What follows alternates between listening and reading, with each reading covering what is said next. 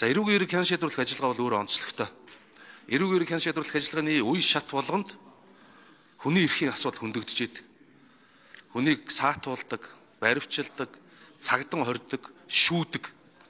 Тэгээ энэ үе шатуудад хүний эрхийг хангах гол баталгаа бол хүн хууль зүйн тусалцаа авах, за өмгөөлөгчтэй байх, өмгөөлөгч өөрөө хууль заасан эрхийнхээ дагуу үйл ажиллагаагаа явуулах боломжтой байхыг ер нь ойлгодог. Харамсалтай сүүлийн жилүүдэд бол энэ эрүүгийн эрэг хян шийдвэрлэх ажиллагаатай холбоотой хүндрэлүүд зөндөө гарч ирсэн. Хүнийг гэрчээр асууя гэж дуутчихдаг. Тэгээ гэрчээр асуух гэж байх гэж очингууд баах юм асууж яснаа эргээд нөгөө мэдүүлгээр нь яллагдагч болгочдөг. Тэгээ чи ингэж мэдүүлсэн гэдэг ингээ хувирахчдаг. За хүнийг яллагдагчаар татсан тогтоолоо үзүүлдэггүй, хувилаад авъя гэхээр өгдөггүй. Тэр байтугай өөрт холбогдох хэсгийг үзгээд мөрдөн байцаагч нь хоёр талаас нь гараараа дарчаад энэ хэсгийг л үзүүл болиул гэж хэлсэн.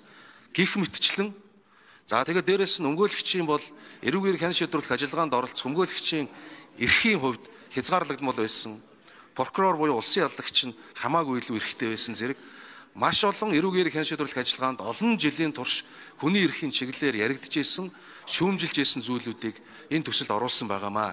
Хэдийгээр нэг хуулийн төслөөр бүгдийг шийдвэрлэх болцоогүй ч гэсэн өнгөрсөн жилүүдэд эрүүгийн эрэг хян шийдвэрлэх тухай батлагдсанаас хойш гарсан энэ процессын үйл ажиллагаатай холбоотой хүний эрхийн зөрчлүүдийн дийлэнх хувийг боломжит хэмжээгээр шийдвэрлэхээр бид нар оруулж ирж байгаа. Энэ төсөл батлагдсанаар эрүүгийн эрэг хян шийдвэрлэх ажиллагаанд оролцогчийн хүний эрхийн нөхцөл байдал эрс дээшлэнэ гэсэн ийм хүлээлттэй байгаа.